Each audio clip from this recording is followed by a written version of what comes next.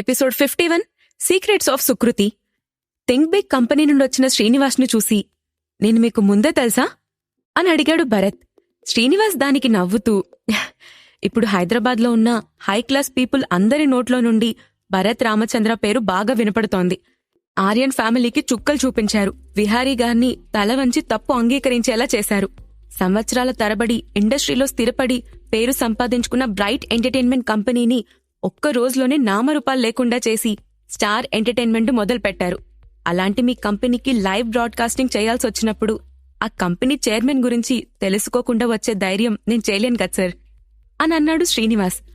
ఒక పని చేయడానికొచ్చే ముందు దాని గురించి క్షుణ్ణంగా తెలుసుకొనొచ్చిన శ్రీనివాస్ పనితనాన్ని చూసి భరత్ మనసులోనే మెచ్చుకుంటూ, గుడ్, అయితే మా కంపెనీ ఈవెంట్ను మీ కంపెనీ ద్వారా ప్రమోట్ చేయడానికి ఎంత ఖర్చవుతుందో చెప్పండి అని డైరెక్ట్గా విషయానికొచ్చేశాడు. భరత్ రామచంద్ర గారి దగ్గర డబ్బులు తీసుకునే సాహసం నేను చేయలేను సార్, ఇది జస్ట్ ప్రమోషన్, సో మనీ అవసరం లేదు అని చెప్పాడు శ్రీనివాస్. ఆ మాట వినగానే లక్ష్మణ్ ఆశ్చర్యపోయి, ఏంటి, డబ్బులొద్దా అని అడిగాడు.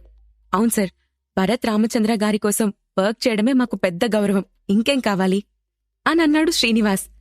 కాని లక్ష్మణ్ అతన్ని నమ్మలేకపోయాడు. దాంతో అతన్ని అనుమానంగా చూస్తూ, మా కంపెనీలో ఆర్టిస్టులతో మీరేమైనా పర్సనల్గా మాట్లాడాలనుకుంటున్నారా అని అడిగాడు. ఇంతకుముందొచ్చిన ఫైర్ వింగ్స్ ఇన్ఛార్జ్ రమేష్ బిహేవియర్ని చూసుండటంతో శ్రీనివాస్ కూడా అలాగే ఆలోచిస్తున్నాడేమోనని అనుకున్నాడు లక్ష్మణ్. ఆ మాట వినగానే శ్రీనివాస్ భయంతో లక్ష్మణ్ వైపు చూస్తూ, సార్, ఏం మాట్లాడుతున్నారు? ఇది భరత్ రామచంద్ర గారి ఆఫీస్, ఇక్కడిలా మాట్లాడే ధైర్యం నేను చేయలేను. అయినా నాకలాంటి వాటిపైన ఇంట్రెస్ట్ ఏం లేదు సార్ అని చెప్పాడు. అతని మాటలకు లక్ష్మణ్, అయితే నిజంగా మీకు ఏం అవసరం లేదా అని మళ్లీ అడిగాడు. లేదు సార్, ఇది కేవలం ప్రమోషన్, నేనేం చార్జ్ చేయను అని అన్నాడు శ్రీనివాస్. భరత్ అతన్ని చూసి చిన్నగా నవ్వి, ఓకే, మీరు ఏం వద్దనుకుంటున్నారు కాబట్టి మీరు చేసిన ఈ పనిని నేను గుర్తుంచుకుంటాను. ఫ్యూచర్లో మనం కలిసి వర్క్ చేద్దాం అని చెప్పాడు. శ్రీనివాస్ సంతోషంగా ఓకే సార్ అని అన్నాడు. ఈరోజు డబ్బు కన్నా విలువైన భరత్ అభిమానాన్ని సంపాదించాను అనుకున్నాడు శ్రీనివాస్. ఒక సూపర్ రిచ్ పర్సన్కి దగ్గరవ్వడానికి ఇదొక మంచి అవకాశం అనుకుని ఈ ప్రమోషన్కి డబ్బు తీసుకోకూడదని శ్రీనివాస్ ముందే నిర్ణయించుకుని మరీ వచ్చాడు. ఓకే, అయితే మా కంపెనీ లైవ్ బ్రాడ్కాస్టింగ్ ప్రమోషన్స్కు రెస్పాన్సిబిలిటీ మీరే తీసుకోండి, ఇట్స్ ఫైనల్ అని అన్నాడు భరత్. ఓకే సార్, ఇక నేను ఆ పని మీదే ఉంటాను, మీరు బిజీగా ఉన్నట్టున్నారు, నేను బయలుదేరతాను అని పైకి లేచి భరత్ లక్ష్మణ్లకు షేక్ హ్యాండ్ ఇచ్చి వెళ్లిపోయాడు శ్రీనివాస్. లక్ష్మణ్ అతను వెళ్లిన వైపే విచిత్రంగా చూస్తూ, ఇదేంట్రా డబ్బులొద్దంటున్నాడు, నాకేదో డౌట్ కొడుతుంది అని అన్నాడు. డౌట్ అవసరం లేదురా, అతను చాలా తెలివైనవాడు అని అన్నాడు భరత్. లక్షల్లో డబ్బులొచ్చే చోట ఏం వద్దని వెళ్ళిపోయాడు, ఇంకేం తెలివైనవాడ్రా అని అర్థం కానట్టుగా అడిగాడు లక్ష్మణ్. ఇప్పుడు డబ్బు తీసుకుంటే ఈ వర్క్ ఇంతటితోనే ఆగిపోతుంది. అదే మనతో ఫ్రెండ్షిప్ చేస్తే ఫ్యూచర్లో అన్ని ప్రాజెక్టులు అతనికే వెళ్తాయని అతనికి బాగా తెలుసు. అందుకే తెలివిగా ప్రవర్తించాడు. బిజినెస్లో ఇలాంటి తెలివితేటలు ఉండాలి అని అన్నాడు భరత్. లక్ష్మణ్కి అప్పుడు బల్బ్ వెలగటంతో, నిజమేరా, ఈ శ్రీనివాస్ తెలివితేటలకి మెచ్చుకోవాల్సిందే అని అన్నాడు. వాళ్లు మాట్లాడుకుంటూ ఉండగానే డోర్పై తట్టి లోపలికొచ్చాడు పృథ్వీ. భరత్ అతన్ని చూడగానే, రండి పృథ్వీగారు, కూర్చోండి అంటూ ఇన్వైట్ చేశాడు. అతను కంగారుగా ముందుకొచ్చి, సార్, నాకిప్పుడు చిన్న సమస్య, దాన్ని మీరే సాల్వ్ చేయాలి అని అన్నాడు. సరే, ముందు విషయమేంటో చెప్పండి అని అన్నాడు భరత్. మొన్న గీతిగా వచ్చినట్లుగాని ఇప్పుడు ఆల్బమ్ స్టార్ సుకృతి వచ్చి నా పాటలిమ్మని అడుగుతోంది. నేనివ్వనని చెప్పినా వినిపించుకోకుండా నన్ను ఫాలో అవుతూ ఇక్కడి దాకా వచ్చేసింది. నేనామెను ఆపలేకపోయాను సార్ అని అన్నాడు పృథ్వీ. మీరామెకు మీ పాటలివ్వాలనుకుంటే నాకేం అభ్యంతరం లేదు పృథ్వీగారు, ఇవ్వండి అని అన్నాడు భరత్. పృథ్వీ వెంటనే తల అడ్డంగా ఊపుతూ, లేదు లేదు, ఆమెకు ప్రొఫెషనల్ స్కిల్స్ అస్సల్లేవు. ఇలాంటి వాళ్లు కేవలం వాళ్ల ఫేస్ పై మాత్రమే డిపెండ్ అవుతారు. వాళ్లకోసం నేనా పాటలు ఇవ్వలేను సార్ అని అన్నాడు. సరే, మీ ఇష్టం, ఆమెను రానివ్వండి, చూసుకుందాం అని అన్నాడు భరత్. ఇంతలో రూమ్ బయట, మేడం, అది మా చైర్మన్ క్యాబిన్, మీరు లోపలికి వెళ్లకూడదు అని రిసెప్షనిస్ట్ అరుస్తున్నా వినకుండా క్యాబిన్ డోర్ దగ్గరకొచ్చిన సుకృతి, నేను మీ చైర్మన్ కలవడానికి వచ్చాను అంటూ తలుపు తీసుకుని లోపలికొచ్చింది. ఆమె వెనుకే అసిస్టెంట్ కూడా ఉంది. సుకృతి లోపలికి వస్తూనే, ఇక్కడ స్టార్ ఎంటర్టైన్మెంట్ చైర్మన్ ఎవరు అని అడిగింది. నేనే అని కూల్గా చెప్పాడు భరత్. భరత్ ఆమెతో మామూలుగా డీల్ చెయ్యాలి అనుకున్నాడు. కాని ఆమె తీరు చూసి ఆమె పద్ధతిలోనే సమాధానం చెప్పాలి అని నిర్ణయించుకున్నాడు. ఆమె భరత్ని సూటిగా చూస్తూ, నా పేరు సుకృతి, మీకు బాగా తెలిసే ఉంటాను. మీరు పృథ్వీగారిని మీ కంపెనీలో జాయిన్ చేసుకుని మాకు సాంగ్స్ ఇవ్వడానికి వీల్లేదని చెప్పడానికి మీకేం హక్కుంది అని అడిగింది. భరత్ ఆమెను ఒకసారి కళ్ళెత్తు చూసి, సారీ, మీరెవరో నాకు తెలీదు అని అన్నాడు. ఆ మాట వినగానే షాక్ అయిన సుకృతి, ఆమె అసిస్టెంట్ ఇద్దరూ కూడా ఒక్కరి మొహాలొకరు చూసుకున్నారు. సుకృతి అసిస్టెంట్ వెంటనే కోపంగా భరత్ వైపు చూసి, మా సుకృతి మేడం ఒక పాటల ప్రవాహం, ఆమెవరో తెలీదని చెప్పడానికి మీకెంత ధైర్యం అనంది. అప్పటికే భరత్ మాట విని కోపంతో ఊగిపోతోంది సుకృతి. ఆమె ముక్కుపుటలు అదురుతున్నాయి. భరత్ పక్కనే ఉన్న పృథ్వీ చిన్నగా, భరత్ గారు, నేనెంత చెప్పినా ఆమె వినిపించుకోవడం లేదు. నా వల్లే ఇదంతా జరుగుతుంది, నన్ను క్షమించండి అని అన్నాడు. భరత్ దానికి నవ్వుతూ, పర్లేదు, నేను చూసుకుంటాను అని అతనితో చెప్పి సుకృతి వైపు చూసి, మీరు పృథ్వీగారి పాటల్ని కొనాలనుకుంటున్నారు, బట్ అన్ఫార్చునేట్లీ మా కంపెనీ అతని పాటల్ని కొనేసింది. సో ఇంక మీరు దీని గురించి మాట్లాడ్డానికి ఏమీ లేదు అని చెప్పాడు. మీరతనితో కాంట్రాక్ట్ ఎలా చేసుకుంటారు? ముందా కాంట్రాక్ట్ను టెర్మినేట్ చేయండి అనంది సుకృతి. చేయకపోతే అని నవ్వుతూ అడిగాడు భరత్. చెయ్యకపోతే మీ సంగతి చూస్తాను అనంది సుకృతి. చూస్తుంటే మీ పైన మీకు చాలా కాన్ఫిడెన్స్ ఉన్నట్లుంది అని ఎగతాళిగా అన్నాడు భరత్. నేను సుకృతిని, నన్ను రెచ్చగొట్టద్దు అనంది సుకృతి. మేడం సుకృతి, మీరొచ్చిన దారినే వెనక్కి వెళ్తే మంచిది. ఇక్కడ ఏ కాంట్రాక్ట్ను టెర్మినేట్ చేయటం కుదరదు. అయినా దాన్ని టెర్మినేట్ చేయమని అడిగే అధికారం మీకెవరిచ్చారు అని అన్నాడు భరత్. నాకు అధికారం ఇచ్చేదేంటి? నేను కావాలనుకున్నది నాకు దక్కి తీరాలి. అయినా అసలు నా ఫాలోయింగ్ సంగతి తెలుసా మీకు? నా ఇన్స్టాగ్రామ్లో 20 మిలియన్ ఫాలోవర్స్ ఉన్నారు నాకు. ఇక్కడ జరిగిన సంగతిని ఒక్క పోస్ట్ పెట్టానంటే చాలు, మీ కంపెనీ ఒక్క క్షణం కూడా మిగులుండదు అనంది సుకృతి. నిజమా? 20 మిలియన్ ఫాలోవర్సా? అంతమంది ఒకేసారొస్తే నా కంపెనీ అసలుంటుందా అని భయం నటిస్తూ అన్నాడు భరత్. ఆ మాట విని సుకృతిలోని అహం కొంచెం శాంతించింది. కాని భరత్ వెంటనే ఆమె వైపు చూసి నవ్వాడు. ఆ నవ్వులో ఒకలాంటి ఎగతాళి కూడా గమనించిన సుకృతి అతన్ని అనుమానంగా చూసింది. భరత్ వెంటనే నీరజ్కి కాల్ చేసి, నీరజ్, ఆల్బమ్ స్టార్ సుకృతి గురించి ఇన్ఫర్మేషన్ కావాలి అని అన్నాడు. ఆ మాట వినగానే నీరజ్ ఆశ్చర్యపోతూ, ఆల్బమ్ స్టార్ సుకృతినా? ఇప్పుడు ఆవెందుకు గుర్తొచ్చింది నీకు అని అడిగాడు. ఆ సుకృతే మేడం తన వెనుక ఉన్న 20 మిలియన్స్ మంది ఫ్యాన్స్తో వచ్చి నా స్టార్ ఎంటర్టైన్మెంట్ కంపెనీని క్లోజ్ చేస్తుందంట. ఇప్పుడు నేను భయంతో వణికిపోతూ ఉన్నాను అని అన్నాడు భరత్. నీరజ్ ఆ మాట విని పెద్దగా నవ్వుతూ, భయానికే భయం పుట్టించే భరత్కి కూడా భయం పుడుతుందా? సరే సరే, ఆమె గురించిన ఇన్ఫర్మేషన్ను వెంటనే పంపిస్తాను అని కాల్ కట్ చేసి 2 నిమిషాల్లో సుకృతి గురించి ఇన్ఫర్మేషన్ మొత్తం ఫార్వర్డ్ చేశాడు నీరజ్. భరత్ ప్రవర్తనను విచిత్రంగా చూస్తోంది సుకృతి. ఇతనికి డౌట్ ఉంటే వెళ్ళినా సోషల్ మీడియాని చెక్ చేసుకుంటే సరిపోతుంది కదా, ఫోన్ చేసి ఎవరినో ఇన్ఫర్మేషన్ ఎందుకు అడుగుతున్నాడు అని అనుకుంటూ భరత్ వైపు సీరియస్గా చూస్తూ, అసలు నువ్వేం చేస్తున్నావు అని అడిగింది. ఒక్క నిమిషం, నీకే అర్థమవుతుంది అని అన్నాడు భరత్. ఇంతలో నీరజ్ పంపిన ఇన్ఫర్మేషన్ మెసేజ్ రావటంతో భరత్ దానిని బయటికి చదవటం మొదలుపెట్టాడు. Sukriti, the popular Idol star. ఓ, పేరుకి 2 వైపులా 2 కొటేషన్ గుర్తులు కూడా ఉన్నాయి అని ఎగతాళిగా అన్నాడు. ఆ మాట వినగానే లక్ష్మణ్ పెద్దగా నవ్వేశాడు. లేకా పృథ్వీ కూడా వస్తున్న నవ్వు ఆపుకోడానికి ప్రయత్నిస్తున్నారు.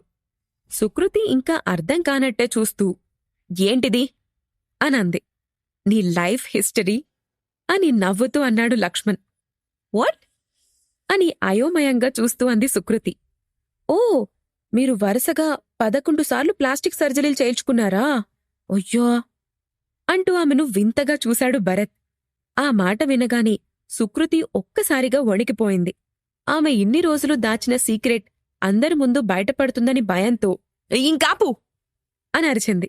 కాని భరత్ వినకుండా, ఓ, సోషల్ మీడియాలో నీ ఫాలోయర్స్ 20 లక్షలు అని అన్నావు కదా, నీ అసలైన ఫాలోయర్స్ 20,000 అనుంది. అంటే ఫేక్ అకౌంట్స్ క్రియేట్ చేశావా అని ఆశ్చర్యంగా అడుగుతూ ఆమె మొహం వైపు చూశాడు. సుకృతికి ఒళ్లంతా చెమటలు పట్టడం మొదలుపెట్టాయి. అతనికి ఆ ఇన్ఫర్మేషన్ ఎలా వచ్చిందో తనకర్థం కాలేదు. దాంతో ఆమె, ప్లీజ్ ఆపండి, ఇంక చాలు, వదిలేయండి అనంది. భరత్ నవ్వుతూ, ఇప్పుడు నన్ను ఆపకపోతే మీ ఫ్యాన్స్తో నా కంపెనీని ఒక్క క్షణంలో లేపేస్తారా అని అడిగాడు. ఆ మాటకు సుకృతి కళ్ళెత్తి భరత్ వైపు చూసింది. భరత్ ఆమె వైపు సూటిగా చూస్తూ, ఇప్పుడు మీ ఫాలోవర్స్ 20 మిలియన్స్ కాదని 20,000 నిజం బయటకొస్తే అప్పుడు ఏం జరుగుతుందో చూడాలని నాకు చాలా ఎక్సైటింగ్గా ఉంది అని అన్నాడు. ఆ మాటతో సుకృతి భయపడుతూ, ఐఎమ్ సారీ, నేను తప్పు చేశాను, దయచేసి ఈ విషయాన్ని బయటికి రానివ్వద్దు అని అంది. అయ్యో మేడం, మీరేనా ఇలా మాట్లాడేది? పృథ్వీగారి కాంట్రాక్ట్ టర్మినేట్ చేయకపోతే మీరు ఊరుకోరు కదా అని వెటకారంగా అన్నాడు భరత్. దాంతో సుకృతి తలొంచుకొని, ఇంకెప్పుడు మీ జోలికి రాను, నన్ను వదిలేయండి అనంది. భరత్ ఆమెను ఒక్క క్షణంపాటు సీరియస్గా చూసి, మన వైపు లొసుగులున్నప్పుడు పక్కవాళ్లపైకి మాటలు వదలకూడదు మిస్ సుకృతి, అది మనకే మంచిది కాదు. ఈ విషయం నీకు బాగా అర్థమైంది అనుకుంటున్నాను అని అన్నాడు. ఆ మాట విని సుకృతి మౌనంగా తలుంచుకుంది. ఇక మీ మోహన్ నాకు చూపించకూడదు, జస్ట్ గెట్ లాస్ట్ అని అన్నాడు భరత్. దాంతో సుకృతి అవమానంతో అక్కడ్నుంచి వెనక్కి తిరిగింది. మళ్ళీ ఏదో గుర్తొచ్చినట్లు ఆగి భరత్ వైపు చూసింది. ఏంటి ఆగిపోయావు అని అన్నాడు లక్ష్మణ్. అప్పుడు ఆమె నేల చూపులు చూస్తూ, ఈ ఇన్ఫర్మేషన్ బయటికి అని ప్రశ్నార్థకంగా చూసింది. ఇన్ఫర్మేషన్ ప్రస్తుతం నా దగ్గరే సేఫ్గా ఉంటుంది. ఇంకెప్పుడైనా నువ్వు మళ్ళీ ఇలాంటి ప్రయత్నాలు చేస్తే ఇది సేఫ్గా ఉంటుందని నేనైతే చెప్పలేను అని అన్నాడు భరత్. దాంతో ఆమె ఓకే అంటూ అసిస్టెంట్తో సహా బయటకొచ్చేసింది.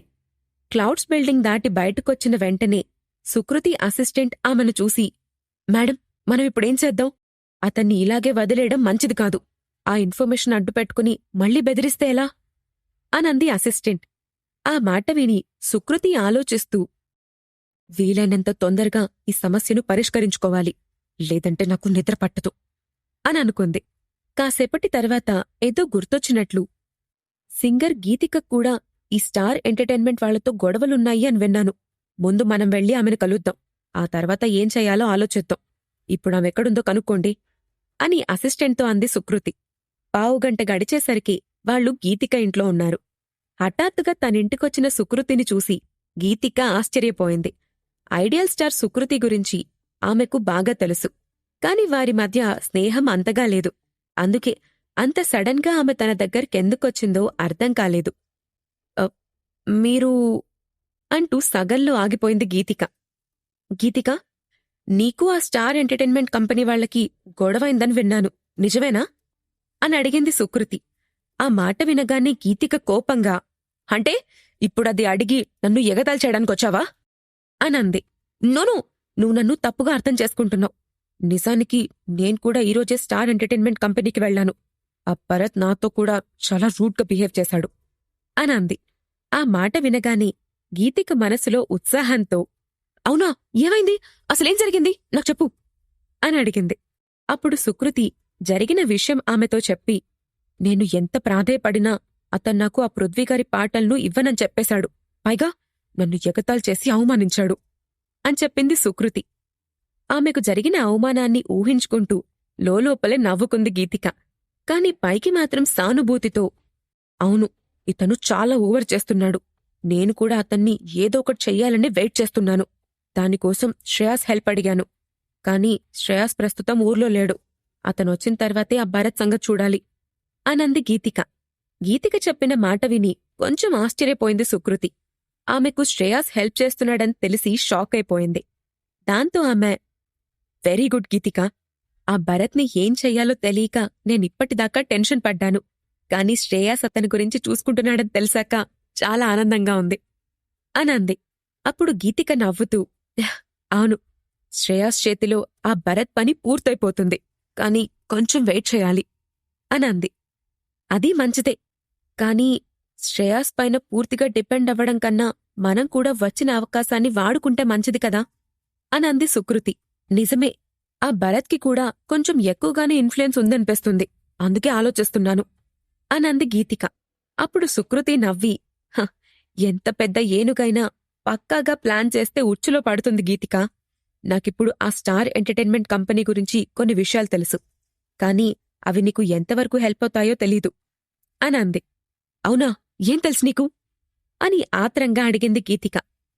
నేనీరోజు ఆ కంపెనీకెళ్ళినప్పుడు వాళ్ళంతా ఏదో షో పర్ఫార్మెన్స్కి రెడీ అవ్వడంలో బిజీగా ఉన్నారని అర్థమైంది. అక్కడ చాలామంది దీని గురించే మాట్లాడుకుంటూ ఉన్నారు అని చెప్పింది సుకృతి. "ఏం షో?" అని అడిగింది గీతిక. "నాకు తెలిసిన ఇన్ఫర్మేషన్ ప్రకారం ఒక 20 రోజుల్లో బిఆర్ హోటల్ వాళ్ళు గ్రాండ్ సెలబ్రేషన్స్తో ఆ హోటల్ను రీఓపెన్ చేయబోతున్నారు. అందులో భాగంగానే ఈ స్టార్ ఎంటర్టైన్మెంట్ కంపెనీ వాళ్ళు తమ కొత్త ఆర్టిస్టులకు పేరు తెచ్చేలా అక్కడేదో పర్ఫార్మెన్స్ ఇవ్వబోతున్నారని తెలిసింది. దాని ప్రమోషన్స్ కోసం ఫైర్ వింగ్స్ ఇన్ఛార్జిని కూడా కాంటాక్ట్ అయ్యారంట" అని చెప్పింది సుకృతి. ఆమె చెప్పేది పూర్తిగా వినకుండానే గీతిక కొంచెం చిరాగ్గా, "వీటివల్ల మనకేంటి ఉపయోగం?" అనంది. భరత్కి వ్యతిరేకంగా ఒక్కటైన ముగ్గురు శత్రువులు ఇప్పుడేం చేయబోతున్నారు? హోటల్ ఓపెనింగ్ ఈవెంట్లో స్టార్ ఎంటర్టైన్మెంట్స్ పర్ఫార్మెన్స్ చేయగలుగుతుందా? ఈ ప్రశ్నలకు సమాధానాలు తెలుసుకోవాలంటే నెక్స్ట్ ఎపిసోడ్ వినాల్సిందే. ఎపిసోడ్ 52 వెరైటీ పెళ్లిచూపులు. స్టార్ ఎంటర్టైన్మెంట్ కంపెనీ వాళ్లు తమ ఆర్టిస్టులతో బిఆర్ హోటల్ రీఓపెనింగ్ ఈవెంట్లో పర్ఫార్మెన్స్ చేయబోతున్నారని గీతికతో చెప్పింది సుకృతి. "ఇన్ఫర్మేషన్ వల్ల మనకేంటి ఉపయోగం?" అని చిరాగ్గా అంది గీతిక. సుకృతి దానికి నవ్వుతూ, "సిస్టర్, కొంచెం ఆలోచించు. మనం ఈ అవకాశాన్ని ఉపయోగించుకుని ఆ స్టార్ ఎంటర్టైన్మెంట్ కంపెనీని కొలాప్స్ చేస్తే ఎలా ఉంటుంది?" అనంది. ఆ మాటకు గీతిక అర్థం కానట్టుగా చూసి, "అది మన వల్ల ఎలా అవుతుంది?" అని అడిగింది. మన ఒక్కరి వల్ల పని పూర్తి కానప్పుడు మన బలాన్ని పెంచుకొని పని పూర్తి చేయాలి. ఆ ఫైర్ వింగ్స్ ఇన్ఛార్జిని కూడా భరత్ ఇన్సల్ట్ చేసి పంపించాడని తెలిసింది. నీకీ విషయంలో ఫుల్ డీటెయిల్స్ కావాలంటే ఆ ఇన్ఛార్జ్తో మాట్లాడి ఏం జరిగిందో క్లియర్గా తెలుసుకో. మన శత్రువుకి శత్రువు మనకి మిత్రుడు అని నవ్వింది సుకృతి. గీతిక కూడా అర్థమైనట్టుగా, గాట్ ఇట్. ఈ స్టార్ ఎంటర్టైన్మెంట్ కొత్తగా వచ్చిన స్టార్టప్ కంపెనీ. ఫస్ట్ ఈవెంట్లోనే దాన్ని ఫెయిల్ అయ్యేలా చేస్తే ఇక ఫ్యూచర్లో ఆ కంపెనీ మళ్లీ కనపడదు. అయినా ఆ భరత్ ఏం చూసుకుని ఇంత పొగరుగా బిహేవ్ చేస్తున్నాడో అర్థం కావడం లేదు. ఫైర్ వింగ్స్ నేషనల్ లెవెల్లోనే పెద్ద కంపెనీ. ఆ కంపెనీని కూడా అతను ఇన్సల్ట్ చేశాడంటే కొంచెం షాకింగ్గానే ఉంది అనంది గీతిక. "అవును, అలాంటి అహంకారి మన ఎంటర్టైన్మెంట్ ఇండస్ట్రీలో ఉండటానికే వీల్లేదు. లేదంటే మనం ఫ్యూచర్లో చాలా కష్టపడాలి. అతనితో డీల్ చేయడానికి నేను చాలా చిన్నదాన్ని. కాని నువ్వు నాకన్నా చాలా తెలివైన దానివి. నువ్వు ఖచ్చితంగా ఆ భరత్ అంతు చూస్తావని నాకు నమ్మకం ఉంది" అనంటూ గీతికను పొగిడింది సుకృతి. నిజానికి గీతిక తనకంటే సుకృతికే ఎక్కువ ఫాలోయింగ్ ఉంది అని అనుకుంది. కాని ఇప్పుడు సుకృతియే వచ్చి తనని పొగుడుతుంటే ఆమెకు చాలా సంతోషంగా అనిపించింది. దాంతో కొంచెం గర్వంగా, "అవును, ఆ స్టార్ ఎంటర్టైన్మెంట్ కంపెనీని నేను పేకమేడలా కూల్చేస్తాను. జస్ట్ వెయిట్ అండ్ వాచ్" అనంది గీతిక. అది విని తనొచ్చిన పని పూర్తయింది అనుకున్న సుకృతి, "ఓకే సిస్టర్, ఇంక నేను బయలుదేరతాను. నువ్వు చెప్పే ఆ గుడ్ న్యూస్ కోసం వెయిట్ చేస్తూ ఉంటాను" అని చెప్పి అక్కడ్నుంచి వెళ్ళిపోయింది. ఆమె వెళ్లగానే గీతిక ఆలోచిస్తూ, ఆ స్టార్ ఎంటర్టైన్మెంట్ చేయబోయే పర్ఫార్మెన్స్ను చెడగొట్టాలంటే ముందు నేను ఆ రోజు జరిగే ఆ ఈవెంట్కి వెళ్ళాలి అని అనుకుంది. వెంటనే తన అసిస్టెంట్కి కాల్ చేసి, "బిఆర్ హోటల్లో జరిగే ఈవెంట్లో నేను కాన్సర్ట్ చేయాలి అనుకుంటున్నాను. వాళ్ళని కాంటాక్ట్ చేసి ప్రోగ్రాం కన్ఫర్మ్ చేయండి. పేమెంట్ విషయంలో చూసి చూడనట్టుగా వెళ్ళండి" అని చెప్పింది గీతిక. "ఓకే మేడం, నేనిప్పుడే కాంటాక్ట్ అవుతాను" అని చెప్పాడు అసిస్టెంట్. 10 నిమిషాల్లోనే తిరిగి గీతికకు కాల్ చేసిన అసిస్టెంట్, "మేడం, ఆ హోటల్ వాళ్ళు మీ ఆఫర్ని రిజెక్ట్ చేశారు" అని చెప్పాడు. ఆ మాట వినగానే గీతిక షాక్ అవుతూ, "వాట్? అసలు నేనెవరో వాళ్లకు తెలుసా? సింగింగ్ ఇండస్ట్రీలో క్వీన్ని. అలాంటిది నాకు నేనే వచ్చి పర్ఫార్మెన్స్ చేస్తానన్నా వాళ్ళు రిజెక్ట్ చేశారా? అసలు వాళ్ల ఉద్దేశమేంటి?" అని కోపంగా అంది. "ఎస్ మేడం, మీరెవరో నేను వాళ్లకి క్లియర్గా చెప్పాను. కానీ ఆ స్టార్ హోటల్ వాళ్ళు మీ పర్ఫార్మెన్స్కి ఒప్పుకోలేదు. ఆ రోజు వాళ్ల ఈవెంట్లో పర్ఫార్మెన్సెస్ అన్నీ కూడా స్టార్ ఎంటర్టైన్మెంట్ కంపెనీ నుండే జరుగుతాయని చెప్పారు" అని అన్నాడు అసిస్టెంట్. ఆ మాట విన్న గీతిక అనుమానంగా, "ఆ స్టార్ హోటల్కి ఈ స్టార్ ఎంటర్టైన్మెంట్ కంపెనీకి ఏదన్నా కనెక్షన్ ఉంది అని నువ్వనుకుంటున్నావా?" అని అడిగింది. అసిస్టెంట్ వెంటనే, "నో మేడం, అది ఒక హోటల్, ఇది ఒక ఎంటర్టైన్మెంట్ కంపెనీ. రెండింటికి పోలికే లేదు అని అన్నాడు. మరి నేను వాళ్ళని ఎక్కువ డబ్బులు కూడా అడగలేదు కదా, ఇవాళ్ళెందుకు రిజెక్ట్ చేశారు అని అసహనంగా అంది గీతిక. అదే నాకు అర్థం కావడం లేదు మేడం. నేను ఎంత ట్రై చేసినా వాళ్ళు కనీసం వినడానికి కూడా ఇష్టపడలేదు అని చెప్పాడు అసిస్టెంట్. సరే సరే, ఆ సంగతి వదిలేసి ఇప్పుడు మనం ఫైర్ వింగ్స్ ఇన్ఛార్జ్ను లైన్లోకి తీసుకురావాలి. వెంటనే అతని నెంబర్ నాకు ఫార్వర్డ్ చెయ్యి అని అంది గీతిక. ఓకే మేడం అని ఫోన్ పెట్టేసిన అసిస్టెంట్ ఆమెకు fire wings incharge Ramesh number forward చేశాడు. గీతిక వెంటనే అతనికి కాల్ చేసింది.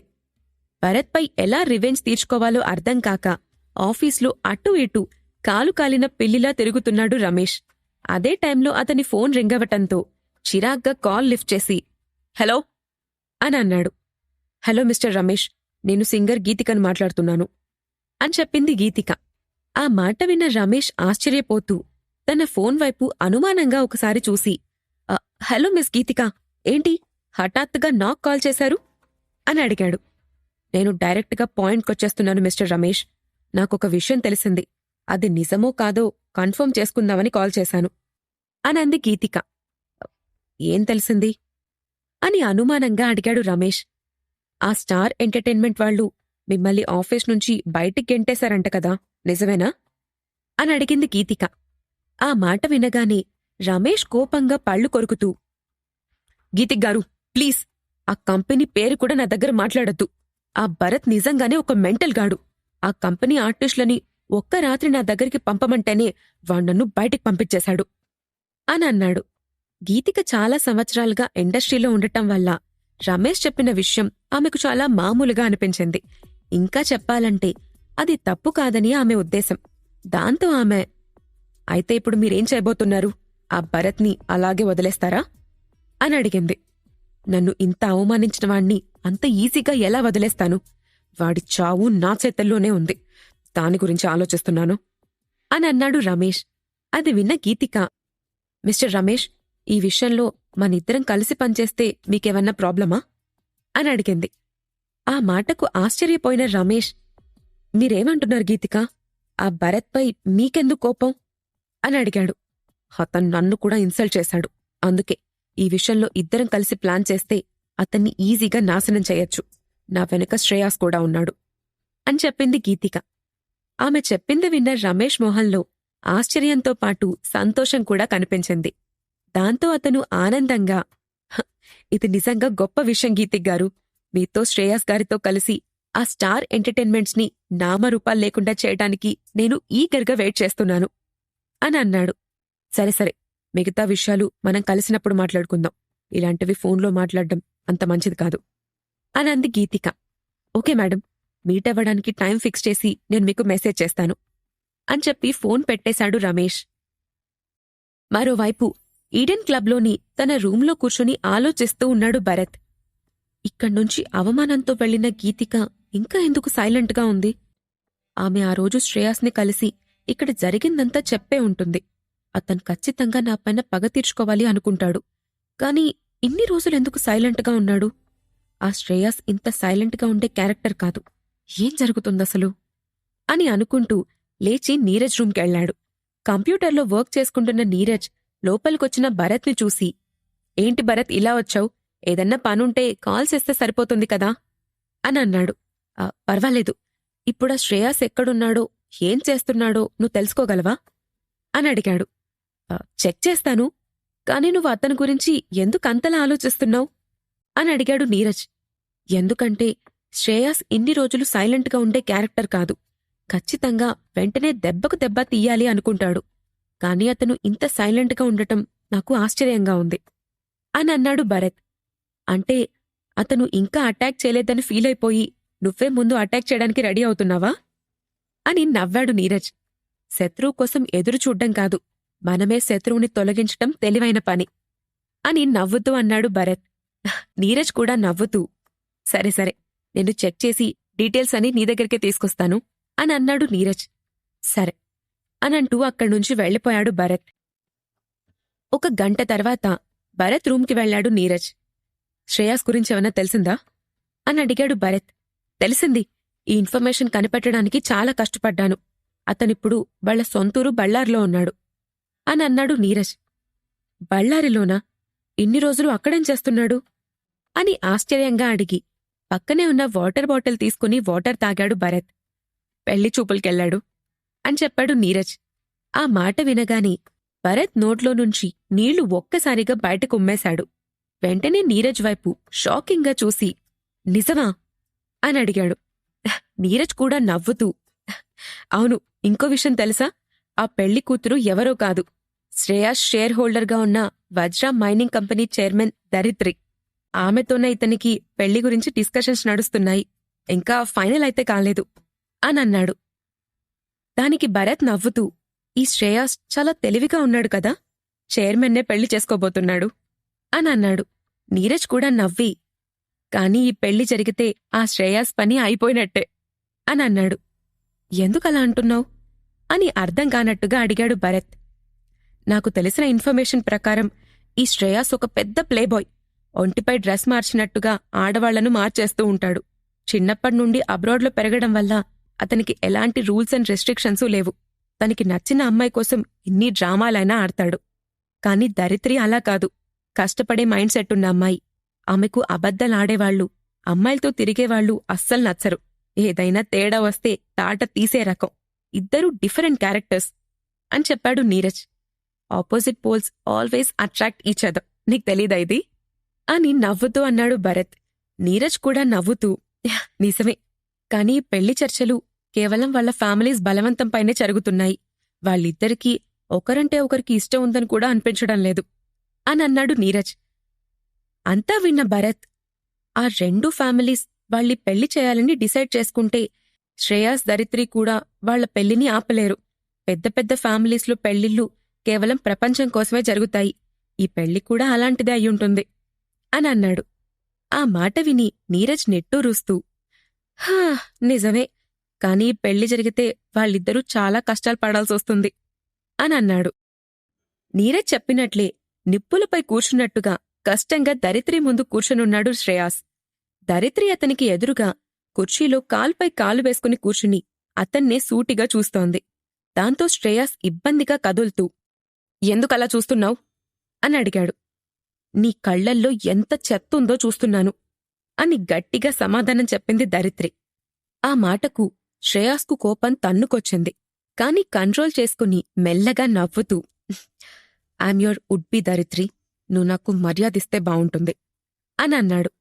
ఆ మాటకు ధరిత్రి అతన్ని ఎగతాళిగా చూసి అసలు నీకు నా హస్బెండ్గా ఉండే అర్హత ఉందా అనంది. తన పెళ్లి గురించి తన ఫ్యామిలీ వాళ్లు తీసుకున్న నిర్ణయం ధరిత్రికి నచ్చలేదు. అందుకే ఆ కోపాన్నంతా శ్రేయాస్ ముందే చూపిస్తుంది. శ్రేయాస్కి కూడా ఈ పెళ్లిష్టం లేదు. కాని తన ఫ్యామిలీ వాళ్లు చెప్పటంతో ఆమె ముందు సైలెంట్గా కూర్చున్నాడు. అప్పుడు ధరిత్రి అతన్ని సూటిగా చూస్తూ చూడు, నువ్వు నా భర్త అని మా వాళ్లు నిర్ణయించారు. కాబట్టి ఈ రోజు నుండి నువ్వు నాతో నిజాయితీగా ఉండాలి. అబద్ధాలు చెప్తే అస్సలు క్షమించను. వేరే ఎవరితోనన్నా క్లోజ్గా ఉన్నట్టు తెలిస్తే నీ కాళ్లు విరగ్గొట్టడానికి కూడా వెనకాడ్ను అని సీరియస్గా చెప్పింది. శ్రేయాస్ తన కోపాన్ని పిడికిల్లోనే బిగించి నవ్వుతూ ఆమె వైపు చూశాడు. హైదరాబాద్లో డాన్స్ క్లబ్ స్టూడెంట్స్ కంపెనీలో జాయిన్ అయిన దగ్గర్నుండి ఒక్కరోజు కూడా రెస్ట్ లేకుండా రిహర్సల్స్ చేస్తూనే ఉన్నారు. దాంతో లేక వాళ్లకి ఒకరోజు లీవ్ తీసుకోమని చెప్పింది. లీవ్ రావటంతో ఆ రోజు తన ఫ్రెండ్తో కలిసి షాపింగ్కి వెళ్ళింది శ్రావణి. ఇద్దరూ చేతిలో షాపింగ్ బ్యాగ్స్తో మాట్లాడుకుంటూ మాల్లో నడుస్తూ ఉన్నారు. నువ్వు చెప్పింది నిజమా? నువ్వా భరత్ కంపెనీలో పనిచేస్తున్నావా అని శ్రావణి చెప్పింది విని ఆశ్చర్యంగా అడిగింది ఆమె ఫ్రెండ్ ప్రణవి. అవును, అక్కడ దాదాపు మెయిన్ స్టాఫ్ అందరూ మన కాలేజ్ వాళ్లే. మన యూనియన్ ప్రెసిడెంట్ లేక ఆ కంపెనీలో ఆపరేషన్ ప్రెసిడెంట్గా వర్క్ చేస్తుంది అని చెప్పింది శ్రావణి. వాట్, ఆమె కూడా అక్కడ వర్క్ చేస్తుందా? గ్రేట్ అనంది ప్రణవి. అని మాత్రమే అనగలిగింది శ్రావణి. అది సరే, మీ డాన్స్ క్లబ్ స్టూడెంట్స్ అందరూ ఏదో పర్ఫార్మెన్స్ ఇవ్వబోతున్నారు అని విన్నాను, నిజమేనా అని అడిగింది ప్రణవి. శ్రావణి తలూపుతూ అవును, కంపెనీలో జాయిన్ అయిన తర్వాత ఇదే మా ఫస్ట్ పర్ఫార్మెన్స్. అది కూడా బిఆర్ హోటల్ ఓపెనింగ్ సెరమనీలో జరగబోతోంది అని చెప్పింది. అవునా, నాక్కూడా ఆ ఈవెంట్ను చూడాలనుంది శ్రావణి. ఎలాగైనా ఒక్క టికెట్ తీసుకోవా అని అడిగింది ప్రణవి. లేదు, నువ్వు దాని గురించి అడగొద్దు. మేం కూడా అక్కడ మామూలు స్టూడెంట్స్ లాంటి వాళ్లమే. హై క్లాస్ పార్టీలకు మాక్కూడా ఎంట్రీ ఉండదు. ఇంకా నిన్నెక్కడ తీసుకెళ్తాను అని అంది శ్రావణి. అలా అనకే. నువ్వు దీని గురించి ఒక్కసారి భరత్ని అడిగి చూడు. నేను నిజంగా ఆ ఈవెంట్ను చూడాలనుకుంటున్నాను, ప్లీజ్ అని బ్రతిమిలాడుతున్నట్టుగా అడిగింది ప్రణవి. దాంతో శ్రావణి కూడా సరే ట్రై చేస్తాను, కానీ ఖచ్చితంగా చేస్తానని మాత్రం ప్రామిస్ చేయను అని అంది. Okay, thank you dear. నువ్వు చూస్తా అన్నావంటే చేసేస్తావులే, నాకు ఆ మాత్రం నమ్మకం ఉంది అంటూ నవ్వింది ప్రణవి. తర్వాత రోజు ఉదయాన్నే కంపెనీకి వెళ్ళింది శ్రావణి. ఈరోజు భరత్ని కలిసి ప్రణవి కోసం ఒక టికెట్ అడగాలి అని అనుకుంటూ కారిడార్లోకి వెళ్ళింది. ఇంతలో అటుగా వస్తున్న భరత్ ఆమెను చూసి, హలో శ్రావణి, నేను మీకోసమే వస్తున్నాను అని అన్నాడు. అవునా, ఏంటి విషయం అని అడిగింది శ్రావణి. మీ డాన్స్ క్లబ్లో ఎవరన్నా హైట్స్ అంటే భయపడతారా అని అడిగాడు భరత్. హైట్స్ అంటేనా అని ఆలోచిస్తున్నట్టుగా అంది శ్రావణి. అవును, మనం హోటల్లో ఇవ్వబోయే పర్ఫార్మెన్స్ కొంచెం హైట్లోనే ఉంటుంది. ఒకవేళ ఎత్తులో పర్ఫార్మ్ చేయాలంటే భయపడేవాళ్లుంటే ఇందులో పర్ఫార్మ్ చేయకపోవడమే మంచిది అని చెప్పాడు భరత్.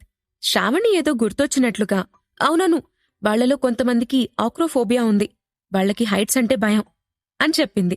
అప్పుడు భరత్ ఒక్క క్షణం ఆలోచించి, సరే అయితే ముందు కొన్ని రోజులు హైట్స్ ప్రాక్టీస్ చేయండి, అయినా ఇబ్బందిగా ఉంటే వాళ్ళని పర్ఫార్మెన్స్ నుండి తీసేద్దాం అని చెప్పాడు. సరే, మేమెప్పుడూ ఎమర్జెన్సీ కోసం సబ్స్టిట్యూట్స్ రెడీగానే ఉంచుకుంటాం, కాబట్టి నేను వేరే వాళ్ళని తీసుకుంటాను, నో ప్రాబ్లం అని చెప్పింది శ్రావణి. ఓకే, దాట్స్ గ్రేట్ అని చెప్పి వెనక్కి తిరిగి వెళ్లబోయాడు భరత్. శ్రావణి కొంచెం సంకోచంగా, భరత్ ఒక్క నిమిషం అని అంది. భరత్ వెంటనే వెనక్కి తిరిగి, ఏంటి శ్రావణి అని అడిగాడు. ఆమె కొంచెం ఇబ్బంది పడుతూ, భరత్, అది నా క్లాస్మేట్స్ కొంతమంది ఈ సెలబ్రేషన్స్కి రావాలి అనుకుంటున్నారు, మీకు ప్రాబ్లం లేకపోతే అనంటూ ఆగిపోయింది. శ్రావణి అడిగిందానికి భరత్ ఒప్పుకుంటాడా?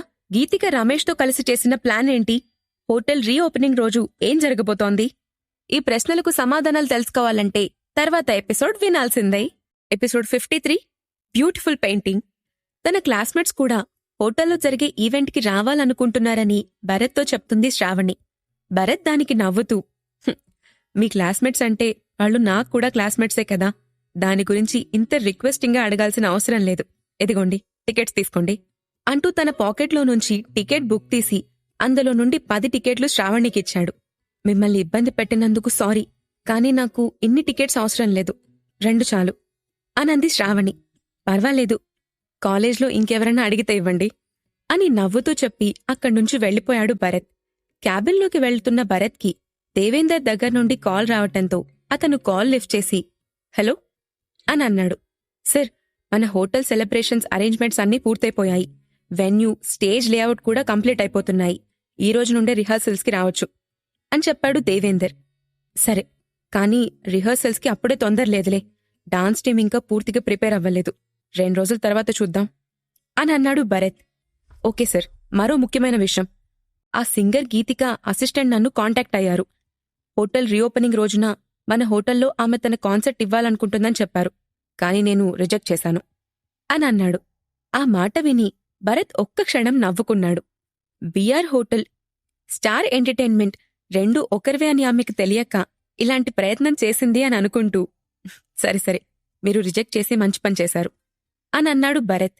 ఓకే సార్, కానీ ఆమెను రిజెక్ట్ చేసినప్పట్నుంచి ఈ హోటల్ చుట్టుపక్కల చాలామంది వ్యక్తులు అనుమానాస్పదంగా తిరుగుతున్నారు అని చెప్పాడు దేవేందర్. ఎవర్వాళ్లు అని నుదురు చిట్లిస్తూ అడిగాడు భరత్. క్లియర్గా తెలియడం లేదు సార్, కానీ వాళ్ళు చాలా కేర్ఫుల్గా ఉన్నారు, మన వాళ్ళు పట్టుకోవడానికి ట్రై చేసినా దొరకకుండా తప్పించుకుంటున్నారు అని చెప్పాడు దేవేందర్. అది విన్న భరత్ ఒక్క క్షణం సీరియస్గా ఆలోచిస్తూ, ఇది ఆ గీతిక పనే అయ్యుంటుంది, సరే నేను వెంటనే ఓంకార్కి కాల్ చేసి సేఫ్టీ హ్యాండ్స్ నుండి టీంని పంపించమని చెప్తాను అని అన్నాడు. దేవేందర్ సరే అనటంతో కాల్ డిస్కనెక్ట్ చేసిన భరత్ ఆలోచిస్తూ, శ్రేయాస్ ఇప్పుడు తన పెళ్లి గురించి కంగారు పడుతున్నాడు కాబట్టి అతనికిక్కడ పనులు డిస్టర్బ్ చేసేంత తీరికలేదు, ఇది ఖచ్చితంగా అతని పని కాదు, గీతిక లేదా రమేష్లలో ఎవరో ఒకరే దీన్ని చేసుండాలి అని అనుకుంటూ ఓంకార్కి కాల్ చేసి హోటల్ దగ్గర సెక్యూరిటీ పెంచమని చెప్పాడు. బిఆర్ హోటల్ ఓపెనింగ్ సెరమనీకి అన్ని ఏర్పాట్లు పూర్తవుతున్నాయి. ఆ హోటల్ ఫైర్ యాక్సిడెంట్లో కాలిపోయినప్పుడు ఇక దానిని మళ్లీ తిరిగి తెరవటం చాలా కష్టమని అందరూ అనుకున్నారు. కాని 3 నెలలు తిరగకుండానే ఆ హోటల్ రీఓపెనింగ్ సెలబ్రేషన్ స్టార్ట్ చేసింది. ఇందులో విచిత్రమేంటంటే హోటల్ తగలబెట్టింది విహారీ అని ప్రపంచానికి తెలీదు. అలాగే ఆ హోటల్ ఓనర్ భరత్ రామచంద్ర అని కూడా ప్రపంచానికి తెలీదు. అందుకే కనీసం ఈ వేడుకలో అయినా భరత్ రామచంద్రను చూడాలి అని చాలామంది ప్రత్యేకంగా ఆ ఈవెంట్కి అటెండ్ అవ్వాలి అనుకున్నారు. భరత్ చాలా టికెట్లను శివారెడ్డి కాలేజ్ స్టూడెంట్స్కి కూడా అందేలా చేశాడు. ఆ విషయం తెలుసుకున్న లేఖ అతన్ని హెచ్చరిస్తూ, భరత్, నువ్వు మంచి ఉద్దేశంతోనే చేసినా దీనివల్ల ఇబ్బంది పడే అవకాశం ఉంది. మనం ఈవెంట్ మెయిన్ మోటివ్ మన స్టార్ ఎంటర్టైన్మెంట్ ఇమేజ్ పెంచుకోవడం, మన ఆర్టిస్టులను ఫేమస్ అయ్యేలా చేయడం. కాని నువ్వు ఎక్కువ టికెట్లు మన కాలేజ్ వాళ్లకే ఇచ్చేస్తే ఇక బయట వాళ్ళు రావటానికి అవకాశం ఎక్కడుంటుంది? నాకెందుకో ఇది కరెక్ట్ కాదనిపిస్తుంది అనంది లేఖ. భరత్ నవ్వి, పర్వాలేదు లేఖ, కాలేజ్లో వాళ్లందరూ దాదాపు మిడిల్ క్లాస్ స్టూడెంట్సే. వాళ్లక్కూడా ఇలాంటి పెద్ద పార్టీలకు రావాలని కోరికగా ఉంటుంది. అందుకే మన టికెట్స్ ఇచ్చాను. వాళ్లు కూడా హ్యాపీగా ఫీల్ అవుతారు కదా అని అన్నాడు భరత్. అతని మాటకి లేఖ ఎదురు చెప్పలేకపోయింది. కాని దానివల్ల ఇబ్బంది ఎదుర్కోవాల్సొస్తుందని ఆమె మనసుకి గట్టిగా అనిపించింది. శివారెడ్డి కాలేజ్ క్యాంపస్లో కూడా బిఆర్ హోటల్ ఈవెంట్ టికెట్స్ ప్రకంపనలు సృష్టిస్తున్నాయి. టికెట్స్ దొరికిన స్టూడెంట్స్ అందరూ ఆనందంతో ఒకరికొకరు చూపించుకుంటూ 7 స్టార్ హోటల్లో పార్టీకి వెళ్తున్నావు అని చెప్పుకుంటున్నారు. కొంతమంది స్టూడెంట్స్ టికెట్ని ఫోటోలు తీసి శివారెడ్డి కాలేజ్ పేజ్లో పోస్ట్ చేశారు. ఇంతలో ఎవరో ఒక కొత్త వ్యక్తి, నేను బిఆర్ హోటల్ ఈవెంట్కి టికెట్స్ కోసం చూస్తున్నాను, దానికోసం ఎంత డబ్బైనా పెట్టడానికి రెడీగా ఉన్నాను అని కాలేజ్ పేజ్లో పోస్ట్ చేశారు. అది చూడగానే గ్రూపులో ఒక్కసారిగా కలకలం రేగింది. కొంతమంది స్టూడెంట్స్ ఎక్సైట్ అవుతూ, ఒక్క టికెట్కి ఎంతిస్తావ్ అని కామెంట్లో అడిగారు.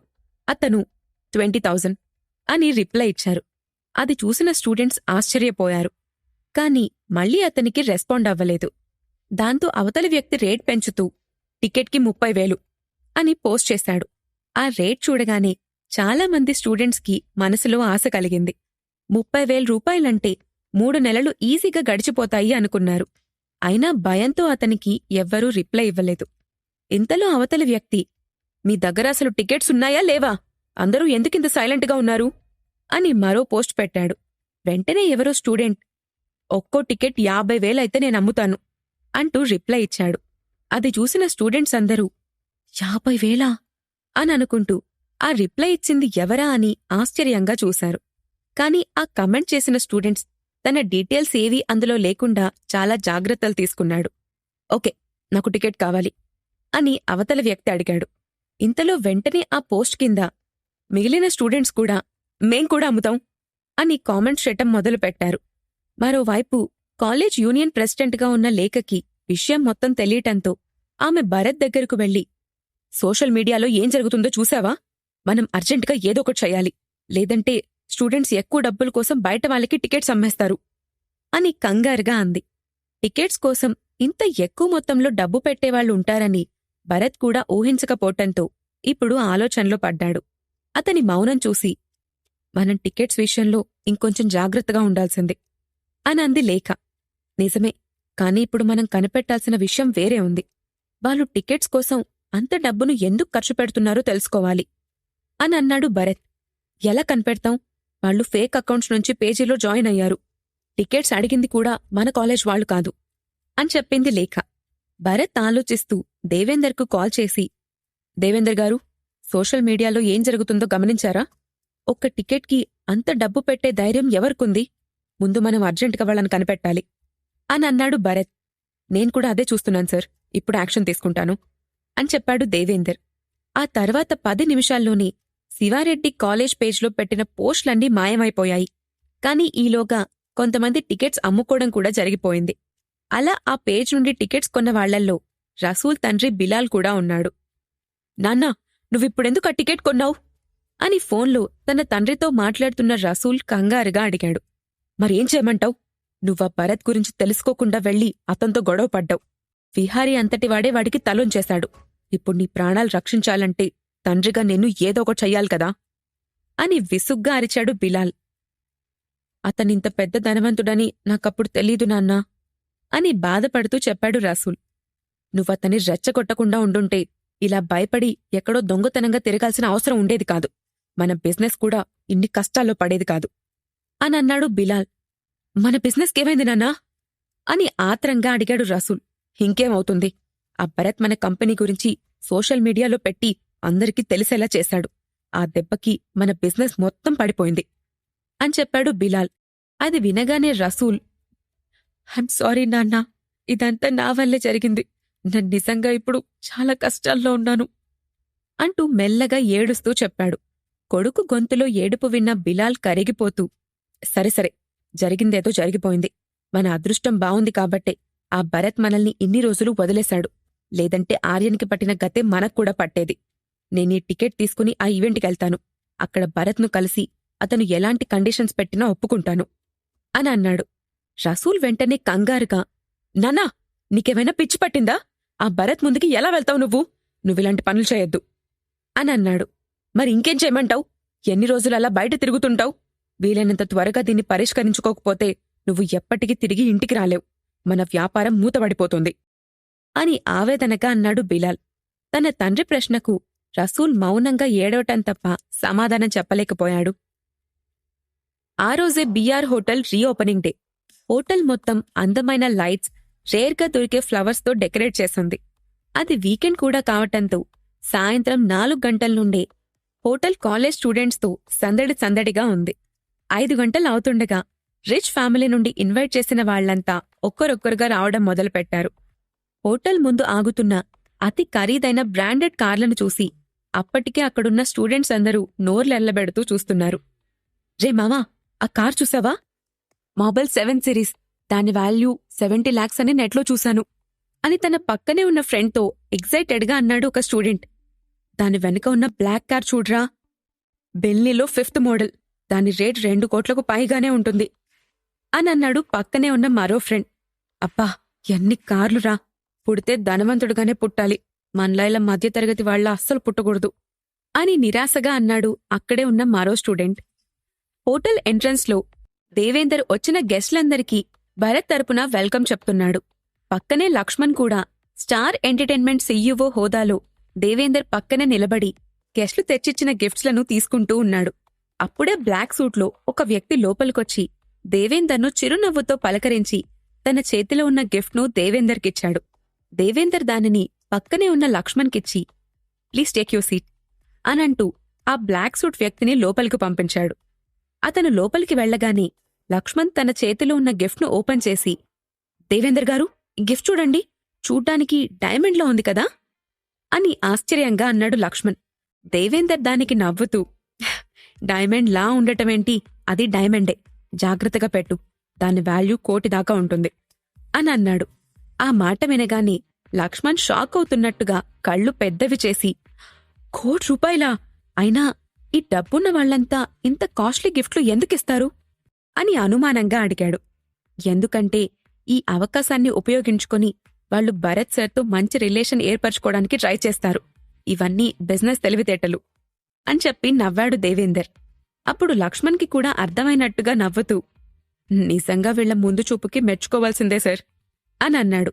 వాళ్లు మాట్లాడుతూ ఉండగానే లోపలికి అడుగు పెడుతూ కనిపించాడు విహారీ. అతన్ని చూడగానే దేవేందర్ మొహం మారిపోయింది.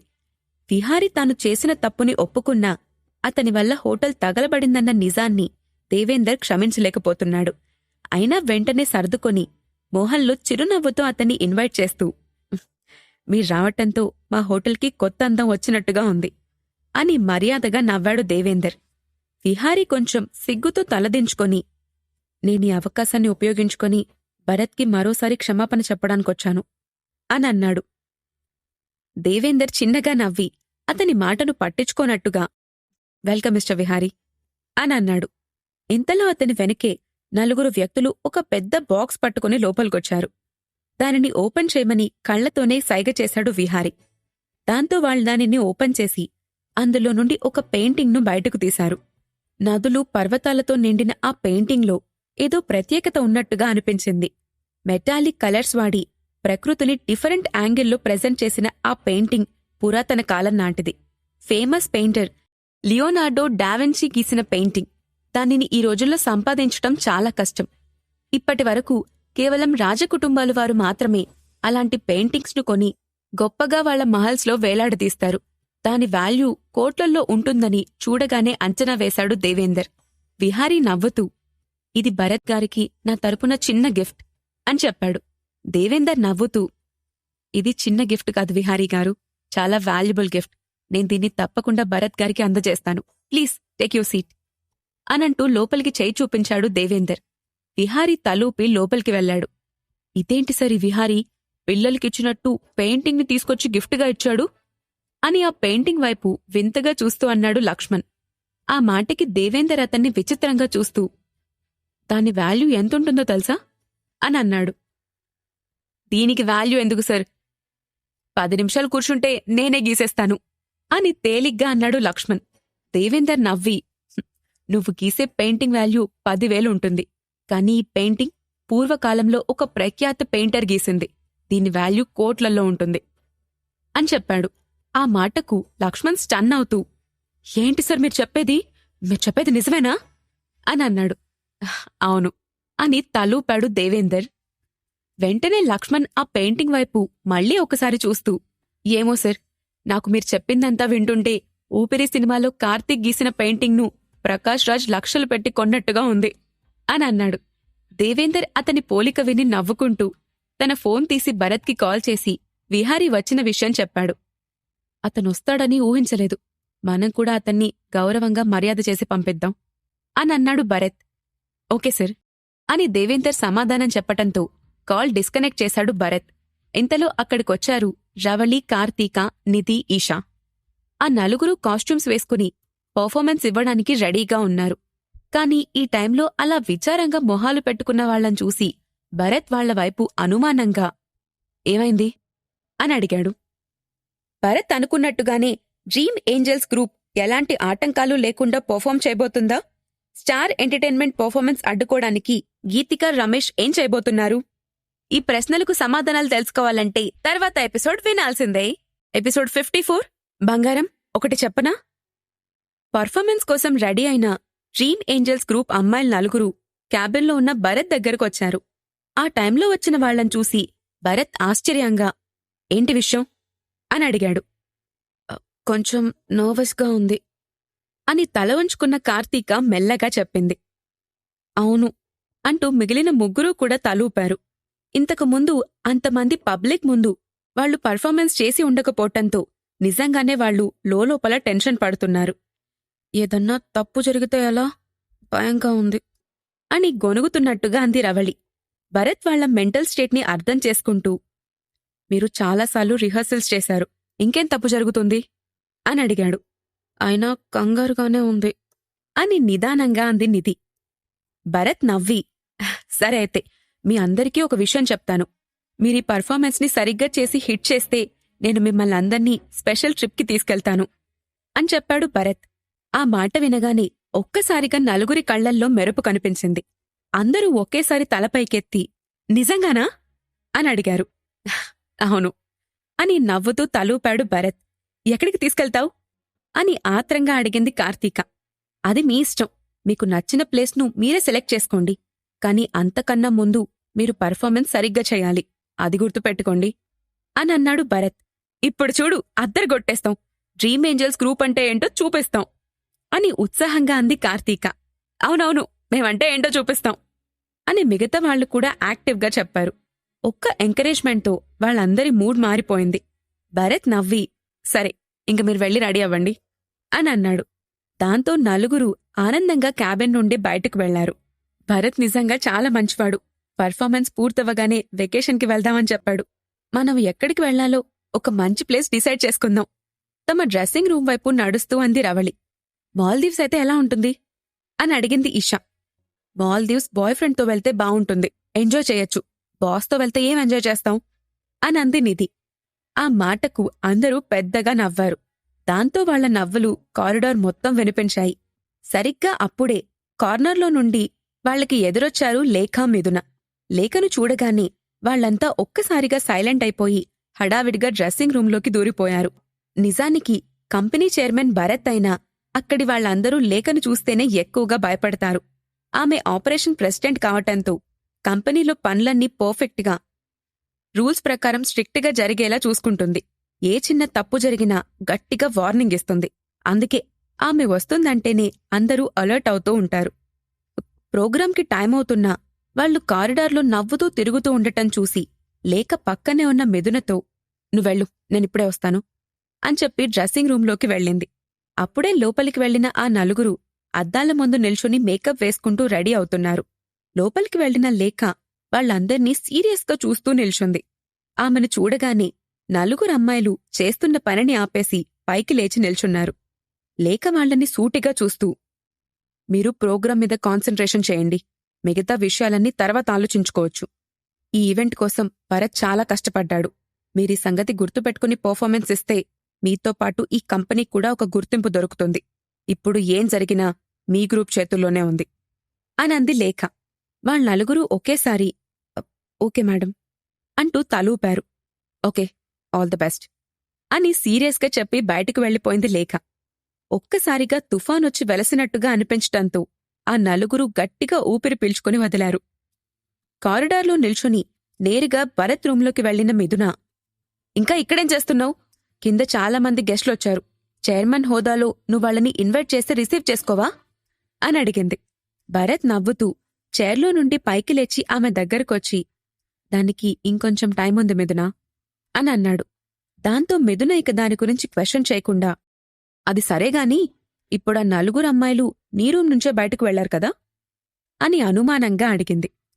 అవును అని అన్నాడు భరత్. ఎందుకొచ్చారు అని మోహన్ చిరాగ్గా పెట్టి అడిగింది మిథున.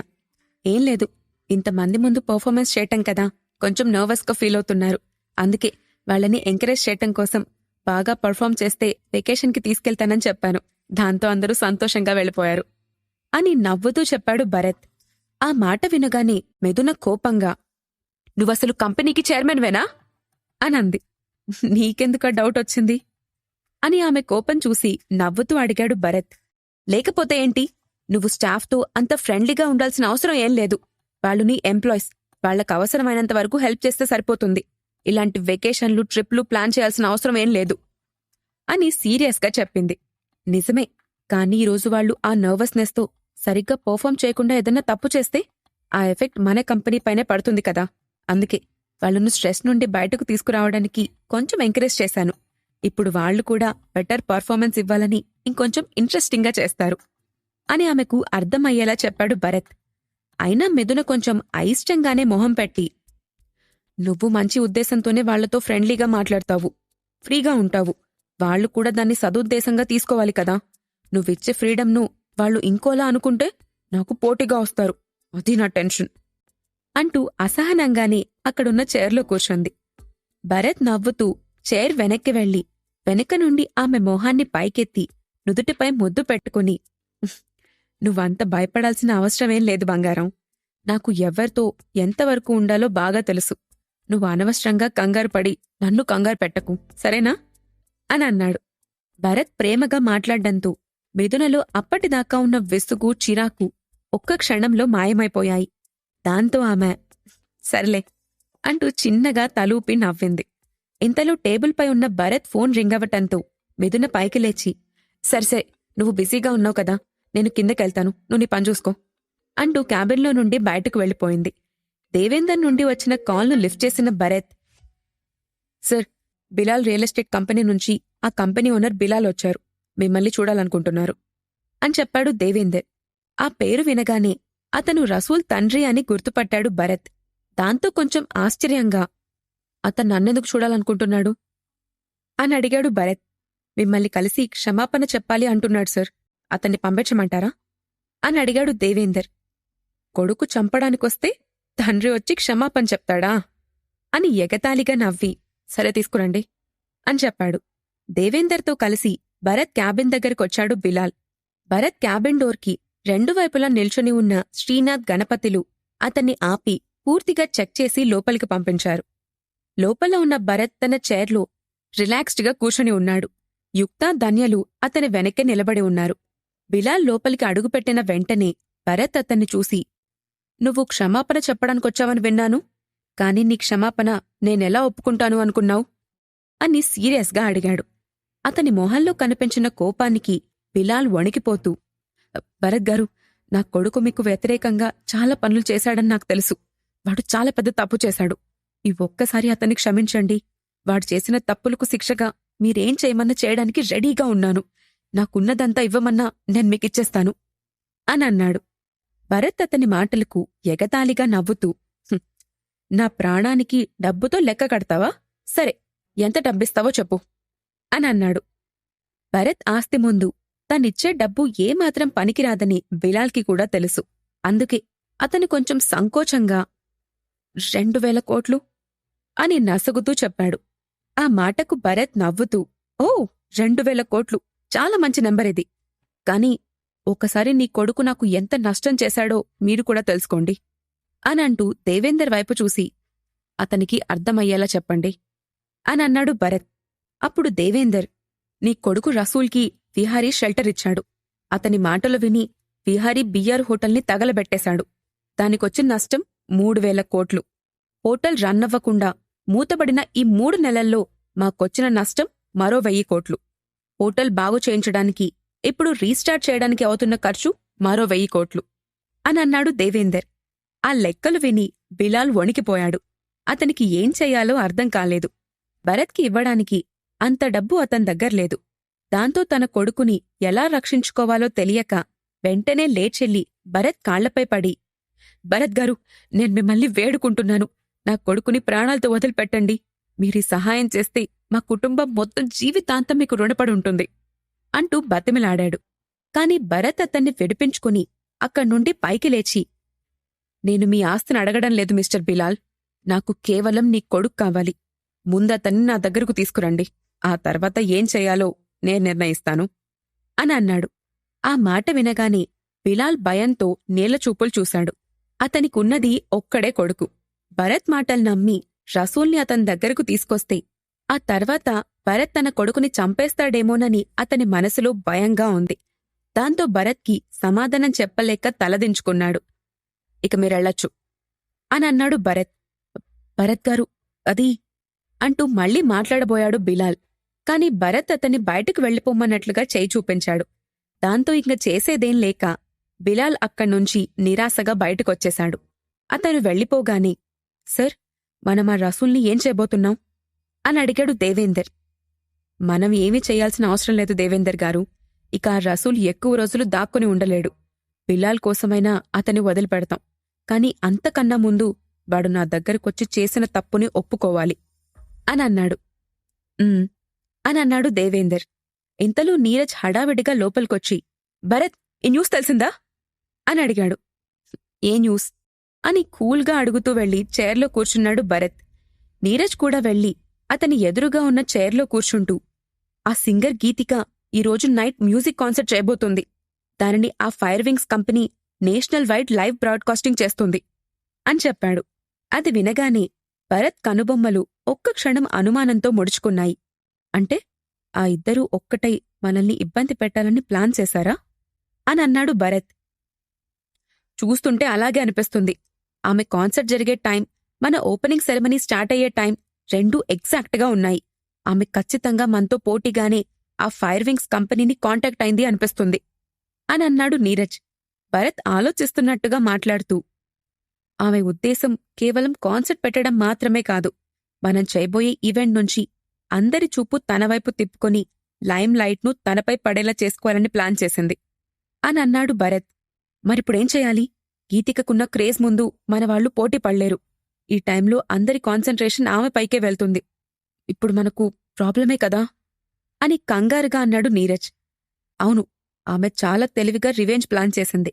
మనం కూడా ఇప్పుడు కొత్తగా ఏదన్నా ఆలోచించి ఆమె ప్లాన్ను తిప్పికొట్టాలి" అని అన్నాడు దేవేందర్. "నేనా ఫైర్ వింగ్స్ లైవ్ బ్రాడ్కాస్టింగ్ కంపెనీను హ్యాక్ చేయడానికి ట్రై చేయనా?" అని అన్నాడు నీరజ్. అది విన్న భరత్ వెంటనే, "వద్దు, నువ్వు చెప్పినట్టే ఆ గీతికతో మనవాళ్లు పోటీ పడలేరు. కాని ఒక్కసారి ఆలోచించండి.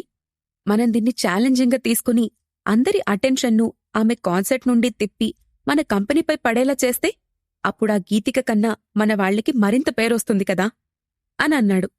దాంతో అక్కడ అందరూ కాసేపటి వరకు నిశ్శబ్దంగా ఆలోచనలో పడ్డారు. 1 నిమిషం తర్వాత నీరజ్ నిదానంగా, "భరత్, నిజంగా అది జరుగుతుంది అని నువ్వు అనుకుంటున్నావా?" అని అడిగాడు. భరత్ నవ్వుతూ, "మీరు నాపై, నా ఏర్పాట్లపై నమ్మకం ఉంచండి.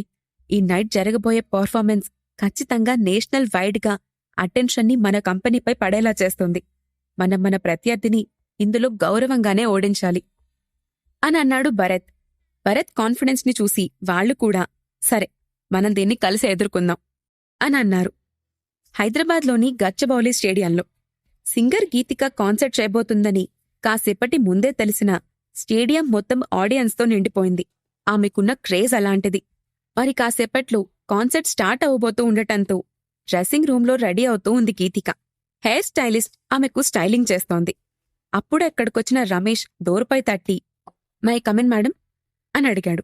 గీతిక అతన్ని చూసి రండి మిస్టర్ రమేష్ అని అంది. రమేష్ లోపలికి వెళ్లి కొంచెం దూరంగా ఉన్న చైర్లో కూర్చుని గీతిక మేడం, నిజంగా మీకసలు జాలే లేదు. పాపం ఆ స్టార్ ఎంటర్టైన్మెంట్ కంపెనీ వాళ్ళు తమ ఆర్టిస్టులను లాంచ్ చేసుకోవడానికి అన్ని డబ్బులు ఖర్చు పెట్టి ఒక పెద్ద ఈవెంట్ ప్లాన్ చేస్తే మీరు ఒక్క కాన్సర్ట్ పేరుతో ఆడియన్స్ అందర్నీ మీ వైపు లాక్కున్నారు అని నవ్వుతూ అన్నాడు. ఇంతలో హెయిర్ స్టైల్ పూర్తి కావటంతో హెయిర్ డ్రెస్సర్తో నువ్వింక వెళ్ళు అని చెప్పింది గీతిక. దాంతో ఆమె వెంటనే బయటకు వెళ్ళిపోయింది. అప్పుడు గీతిక రివాల్వింగ్ చైర్లో నుండి రమేష్ వైపు తిరిగి ఆ భరత్ నన్నే ఇన్సల్ట్ చేసే ధైర్యం చేశాడు రమేష్ గారు. అందుకే నేను వాళ్ల ప్లాన్ అడ్డుకున్నాను. వాళ్ల ఆర్టిస్టులు ఫేమస్ అవ్వకుండా చేయడానికి ఇది నా ఫస్ట్ స్టెప్ మాత్రమే. శ్రేయాస్ తిరిగొచ్చిన తర్వాత ఆ భరత్ నా ముందు మోకాళ్లపై నిలబడి నన్ను వేడుకుంటాడు అనంది. ఆమె కళ్ళు భరత్పై కోపంతో ఎర్రబడ్డాయి. రమేష్ నవ్వుతూ నిజంగా మీరు దయలేని వాళ్ళు గీతిగ్గారు. అంత చిన్న కంపెనీ పైన ఇంత పెద్ద దెబ్బ కొడితే వాళ్ళు ఎలా తట్టుకుంటారు చెప్పండి అని ఎగతాళిగా అన్నాడు. గీతిక నవ్వి మన ఆడియన్స్ ఎంతమంది వచ్చారు అని అడిగింది. స్టేడియం మొత్తం నిండిపోయింది మేడం. ఇంకా గేట్ ముందు కూడా జనాలు వెయిట్ చేస్తున్నారు అని ఆనందంగా చెప్పాడు రమేష్. అది విన్న గీతిక ఆనందంగా ఇది చూసి ఆ భరత్ మొహం మాడిపోయుంటుంది.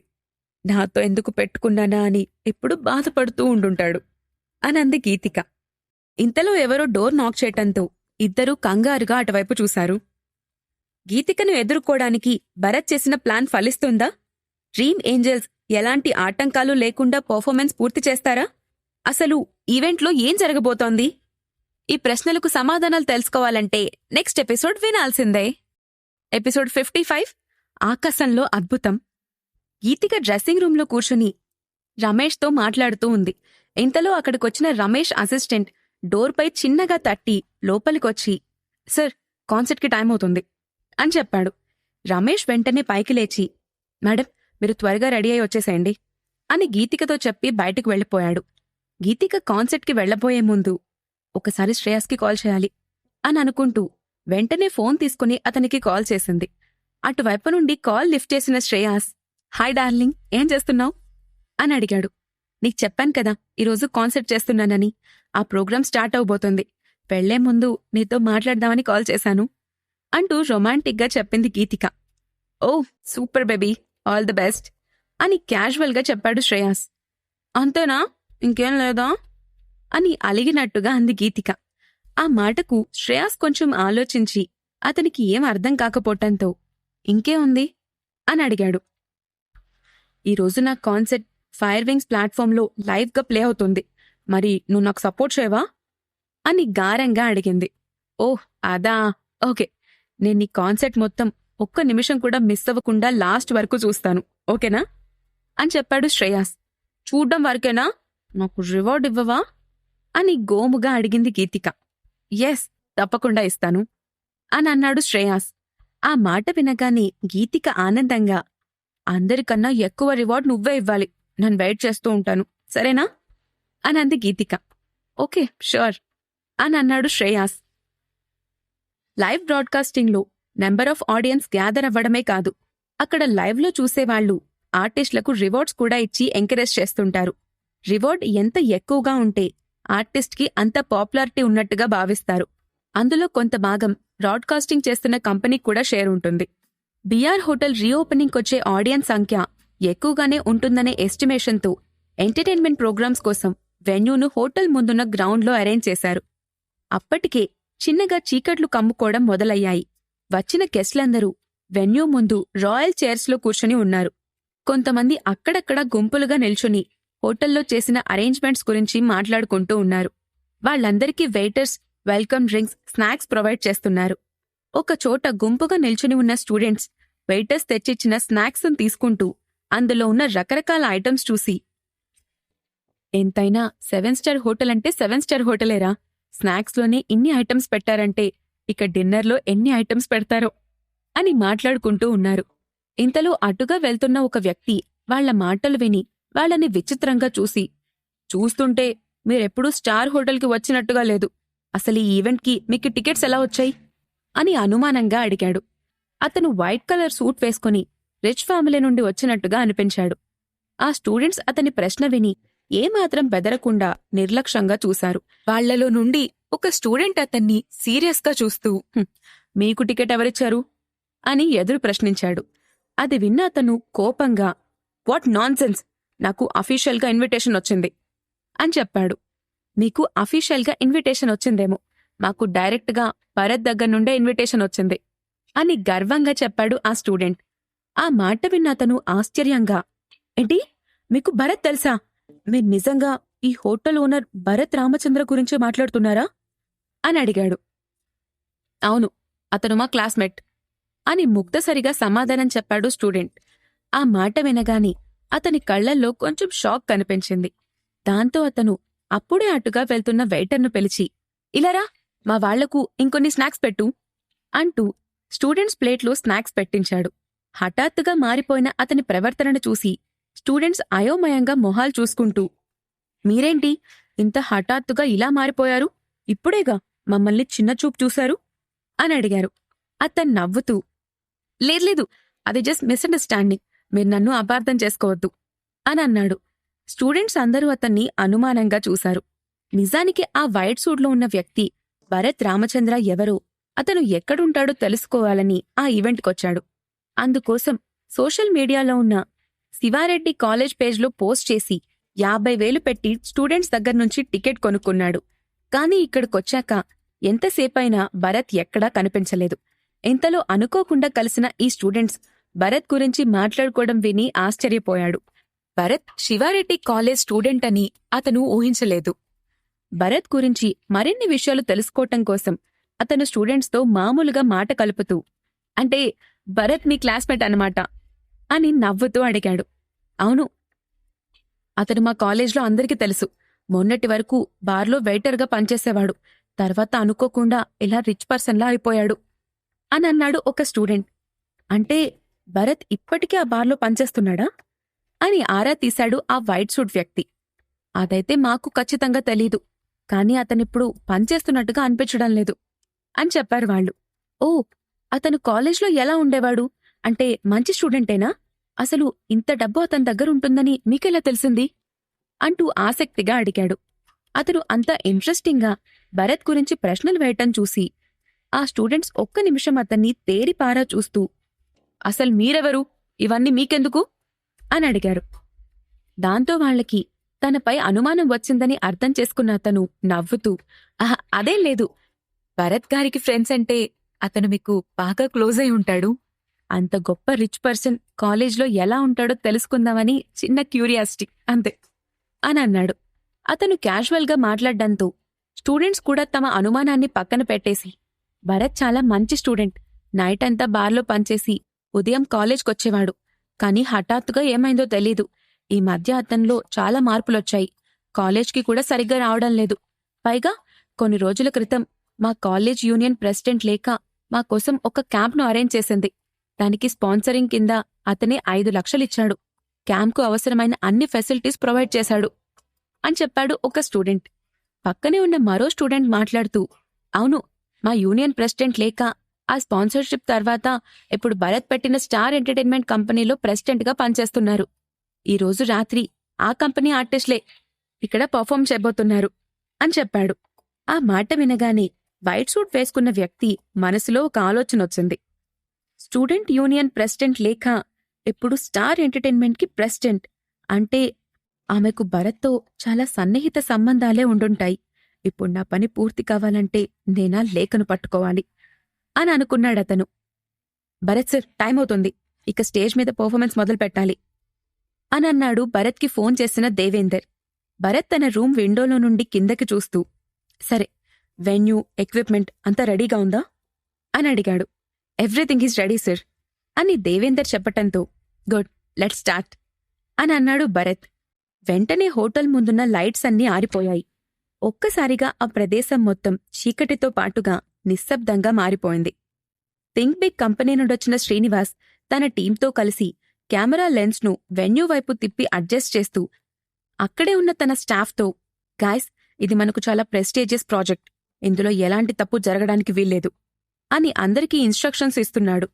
ఇంతలో శ్రీనివాస్ అసిస్టెంట్ మాట్లాడుతూ, సార్, మనం లైవ్ చేస్తున్న సమయంలోనే ఫైర్ వింగ్స్ కంపెనీ కూడా లైవ్ స్టార్ట్ చేసింది. వాళ్ళు సింగర్ గీతిక మ్యూజిక్ కాన్సర్ట్ను లైవ్ ఇస్తున్నారు అని చెప్పాడు. అది వినగానే, గీతిక కాన్సర్ట్తో పోటీ పడ్డం అంటే మనకు చాలా పెద్ద ఛాలెంజ్ అని స్టాఫ్లో మరో వ్యక్తి అన్నాడు. కాని శ్రీనివాస్ ఆ మాటల్ని కొట్టిపారేస్తూ, సింగర్ గీతిక అయితే ఏంటి, ఆమెమన్నా స్వర్గం నుండి దిగివచ్చిందా? మీరంతా ఆ ప్రోగ్రాం గురించి పట్టించుకోవద్దు. ఈరోజు ఈ ఈవెంట్ తప్పకుండా అద్భుతాలు సృష్టిస్తుంది. మీరు దీనిపైన మాత్రమే కాన్సంట్రేషన్ చేయండి అని నమ్మకంగా చెప్పాడు. కానీ సార్, వాళ్ల లైవ్లో ఇప్పటికే దాదాపు 10 లక్షలకు పైగా ఆడియన్స్ ఉన్నారు. మనకి 10,000 కూడా లేరు అని కొంచెం నిరాశగా చెప్పాడు అసిస్టెంట్. ఏం పర్వాలేదు, మీరు దాని గురించి పట్టించుకోవద్దు అని శ్రీనివాస్ గట్టిగా చెప్పటంతో స్టాఫ్ అంతా అతన్ని విచిత్రంగా చూసి, ఈ రాత్రి తర్వాత మనం ఖచ్చితంగా నవ్వుల పాలవుతాం అని తమలో తామే గొనుక్కుంటూ అతనికి ఎదురు చెప్పలేక స్టేజ్ వైపు చూసి పని మొదలుపెట్టారు. మెల్లగా స్టేజ్పై ఒక ప్రకాశవంతమైన స్పాట్లైట్ కనిపించటంతో అందరి దృష్టి అటువైపు మళ్ళింది. అప్పటికే అక్కడ డ్రీమ్ ఏంజల్స్ గ్రూప్ అమ్మాయిలు 4 నిల్చుని ఉన్నారు. వాళ్ళని చూడగానే ఒక్కసారిగా ఆడియన్స్ అందరూ పెద్దగా అరుపులు మొదలుపెట్టారు. స్టేజ్ వెనుక నుండి మ్యూజిక్ స్టార్ట్ అయింది. డ్రీమ్ ఏంజల్స్ గ్రూప్ తన ఫస్ట్ పర్ఫార్మెన్స్ను స్టార్ట్ చేసింది. ఆ రోజు ఈవెంట్కి తగ్గట్టు రవళి హుషారైన పాటను మొదలుపెట్టింది. కార్తీక, నిధి, ఈషా ముగ్గురు ఆ పాటకు తగ్గట్టుగా డాన్స్ చేస్తున్నారు.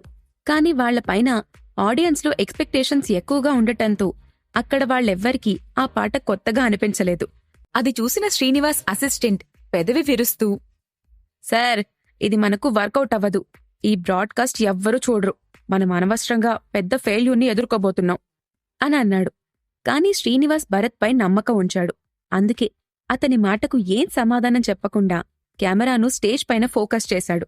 గచ్చిబౌలి స్టేడియంలో గీతిక కాన్సెప్ట్ను బ్రాడ్కాస్ట్ చేస్తున్న fire wings Ramesh think big company చేస్తున్న లైవ్ బ్రాడ్కాస్ట్ను చూశాడు. బిజినెస్ పరంగా ఆ 2 కంపెనీలు బద్ధ శత్రువులు. అందుకే రమేష్ ఎప్పుడూ థింక్ బిగ్ కంపెనీ పైన ఒక కన్నేసుంచుతాడు. అక్కడ కనిపించిన 1000 మంది ఆడియన్స్ను చూసి రమేష్ నవ్వుకుంటూ, వీడికి 1000 మంది రావడం కూడా ఎక్కువే, లక్షల మందున్న నాతో పోటీ పెట్టుకుంటాడా, పిచ్చి వెదవా అని తనలో తానే అనుకుంటూ నవ్వుకున్నాడు. శ్రీనివాస్ గారు, క్షణక్షణానికి మన ఆడియన్స్ సంఖ్య తగ్గిపోతుంది. రేపు హయ్యర్ అఫీషియల్స్కి మనం ఏం సమాధానం చెప్పాలి అని ఆందోళనగా అడిగాడు శ్రీనివాస్ అసిస్టెంట్. శ్రీనివాస్ అతనికి సమాధానం చెప్పబోతూ ఉండగానే హఠాత్తుగా ఆ ప్రదేశమంతా మళ్లీ చీకటిగా మారిపోయింది. కాని ఈసారి ఆకాశంలో లెక్కలేనన్ని నక్షత్రాలు ప్రత్యక్షమైనట్లుగా అనిపించాయి. హఠాత్తుగా కనిపించిన ఆ వెలుగులు చూసి అక్కడ వాళ్లంతా ఆశ్చర్యంతో తలలు పైకెత్తారు. శ్రీనివాస్ ఒక్కసారిగా తన అసిస్టెంట్ వైపు చూసి, త్వరగా రికార్డింగ్ స్టార్ట్ చేయండి అని అరిచాడు. కొంచెం కొంచెంగా కిందకొస్తున్న ఆ వెలుగుల్ని చూసి అతని స్టాఫ్ అందరూ, సార్, అవన్నీ ఏంటి అని ఆశ్చర్యంగా అడిగారు. ఎయిర్షిప్స్ అని అన్నాడు శ్రీనివాస్. ఆ మాట వినగానే వాళ్లంతా, ఎయిర్షిప్సా అంటూ ఆశ్చర్యంగా నోరు తెరుచుకొని చూస్తూ ఉండిపోయారు. ఆ ఎయిర్షిప్స్ ఒక్కొక్కటి కనీసం 20 మీటర్ల పొడుగుంది. గాల్లో దాదాపు 50 ఎయిర్షిప్స్ తిరుగుతూ చూడ్డానికి ఒక కొత్త లోకం సృష్టించబడినట్టుగా ఉంది. తన ఆఫీస్ క్యాబిన్ విండోలో నుండి ఆకాశం వైపు చూస్తున్న భరత్ హోటల్ చుట్టూ ఉన్న ఎయిర్షిప్స్ను చూసి సంతృప్తిగా నవ్వుకున్నాడు. భరత్ పక్కనే ఉన్న దేవేందర్ కూడా గాల్లో నుండి కిందకు దిగుతున్న కొన్ని ఎయిర్షిప్స్ను చూస్తూ, వీటన్నింటినీ ఒకే చోట చేర్చడానికి చాలా డబ్బు ఖర్చు పెట్టాల్సొచ్చింది సార్ అని అన్నాడు. పర్వాలేదు దేవేందర్ గారు, ఈ ఈవెంట్ మనకి చాలా ముఖ్యం అని అన్నాడు భరత్. ఓకే సార్, ఇంక నేను వెన్యూ దగ్గరికెళ్తాను అని చెప్పి దేవేందర్ కిందకు దిగి వెళ్ళిపోయాడు. స్టేజ్ మీద ఉన్న 4 అమ్మాయిలు వెంటనే స్టేజ్ వెనక్కి వెళ్లారు. దాంతో ఆకాశం నుండి ఒక ఎయిర్షిప్ ఒకటి స్టేజ్ పైకి తక్కువ ఎత్తులో వచ్చి ఆగింది. అందరూ చూస్తుండగానే అందులో నుండి దాదాపు 25 మంది అమ్మాయిలు ఏంజల్స్లా డ్రెస్ వేసుకుని కిందకు దిగారు. అలా దిగుతున్న వాళ్లను చూస్తే అప్పుడే దివి నుండి దిగివచ్చిన దేవకన్యల్లా కనపడుతున్నారు. వాళ్ళని కిందకు దించిన ఎయిర్షిప్ మళ్లీ పైకెగిరిపోయింది. ఇంతలోనే డ్రీమ్ ఏంజల్స్ గ్రూప్ అమ్మాయిలు 4 మళ్లీ స్టేజ్ పైకొచ్చారు. ఇప్పుడు వాళ్ల డ్రెస్సులు పూర్తిగా మారిపోయి ఉన్నాయి. మిథున డిజైన్ చేసిన గోల్డ్ అండ్ క్రీమ్ కాంబినేషన్లో ఉన్న డ్రెస్సుల్లో ఆ 4 మిగిలిన వాళ్లకన్నా ప్రత్యేకంగా కనపడుతున్నారు. అప్పుడు ఒక్కసారిగా మ్యూజిక్ ప్లే అయింది. స్టేజ్ పైన వెంటనే అందమైన ఇంద్రధనస్సు వెరిసినట్టుగా అద్భుతమైన డాన్స్ మొదలైంది. డాన్సర్స్ అందరూ తమ శరీరాలను విల్లుల్లా వంచి చేస్తున్న ఆ డాన్స్ ప్రేక్షకుల్ని చూపు తిప్పుకొనివ్వడం లేదు. ఇంతలో ఒక్కసారిగా మ్యూజిక్ పెరిగిపోయింది. వెంటనే స్టేజ్ పైన ఉన్న అమ్మాయిలందరూ గాల్లో పైకెగిరారు. ఆడియన్స్ అందరూ కళ్ల ముందు ఏదో మ్యాజిక్ జరుగుతున్నట్టుగా కళ్లార్పకుండా వాళ్లను చూస్తున్నారు. శ్రీనివాస్ తన పక్కనే ఉన్న వాకీ-టాకీ తీసుకుని, హోటల్ పైనున్న వాళ్లంతా రెడీగా ఉన్నారా? పర్ఫార్మర్స్ పైకొస్తున్నారు. అన్ని డ్రోన్ కెమెరాస్ని వెంటనే స్టార్ట్ చేయండి. పొజిషన్స్ చూసుకోండి. హరియప్ అంటూ అలర్ట్ చేశాడు. అతని మాట పూర్తవగానే 100 కొద్దీ డ్రోన్ కెమెరాలు గాల్లోకెగిరాయి. శ్రీనివాస్ తన కమాండింగ్ కార్లో నుంచి మానిటరింగ్ చేస్తూ బెస్ట్ షాట్స్ని లైవ్ స్క్రీన్పై స్విచ్ చేస్తున్నాడు. రాబోయే దృశ్యాలు మరింత షాకింగ్గా ఉంటాయని అతనికి ముందే తెలుసు. అందుకే ఆ రాత్రి తన కంపెనీ చేయబోయే లైవ్ బ్రాడ్కాస్టింగ్ ఖచ్చితంగా ఆ గీతిక కాన్సెప్ట్ని కనుచూపు మేరలో లేకుండా చేస్తుందని అతను నమ్మకంగా ఉన్నాడు. ఇప్పుడు మనకి ఎంతమంది ఆడియన్స్ ఉన్నారు అని పక్కనే ఉన్న అసిస్టెంట్ని అడిగాడు శ్రీనివాస్. 10 lakh వ్యూవర్స్ సార్, కానీ 4 అంకెల వేగంతో లెక్క ఇంకా పెరుగుతూనే ఉంది అని ఆనందంగా చెప్పాడు అసిస్టెంట్. సినిమాల్లో సాధారణంగా అలాంటి దేవదూతలు గాల్లో ఎగురుతున్నట్టుగా కనిపించటం వింతేమీ కాదు. కాని ఇప్పుడు కళ్ల ముందు లైవ్లో కనిపించటం మాత్రం ప్రేక్షకుల్ని విస్మయానికి గురిచేస్తోంది. అదే సమయంలో స్టేజ్పై భారీ లేజర్ ప్రొడక్షన్ కూడా మొదలైంది. గాల్లో తేలుతున్న అమ్మాయిలందరూ స్టేజ్పై ఉన్న యుఏవీ స్క్రీన్పై స్పష్టంగా కనిపిస్తున్నారు. భరత్ ఆ పర్ఫార్మెన్స్లో ఇంకేం అద్భుతాలను చూపించబోతున్నాడు? గీతిక ఇస్తున్న కాన్సెప్ట్ పరిస్థితి ఏం కాబోతుంది? ఈ ప్రశ్నలకు సమాధానాలు తెలుసుకోవాలంటే తర్వాత ఎపిసోడ్ వినాల్సిందే.